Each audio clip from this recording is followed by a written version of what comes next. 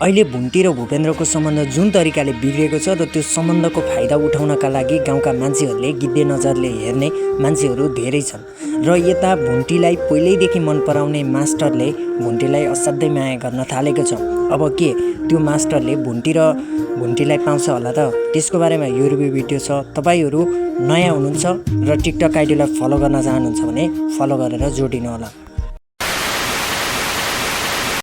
भूपेन्द्रभन्दा पहिला माग्न आएको केटाले अहिले भुन्टीलाई धेरै माया गर्न थालेको छ र त्यो केटाले भूपेन्द्र र भुन्टी बिचको सम्बन्ध के छ भन्ने कुरा पनि थाहा पाएको छैन। अहिले त्यो केटाले अब भुन्टी त्यो समस्यामा हुँदा म कसरी उसलाई सहयोग गर्न सक्छु भनेर नयाँ दिमाग लगाउन थालेको छ। अब आउने एपिसोडहरूमा साँच्चै नै त्यो केटा जुन अहिले मास्टर बनेको छ त्यो केटाले भुन्टीलाई सहयोग गर्ला त? तपाईहरूको विचारमा के छ कमेन्ट गर्नुहोला र टिकटक आइडीमा नयाँ हुनुहुन्छ, भुन्टी सिरियल असाध्यै मन पराउनुहुन्छ भने फलो गर्न पनि नबिर्सिनु होला।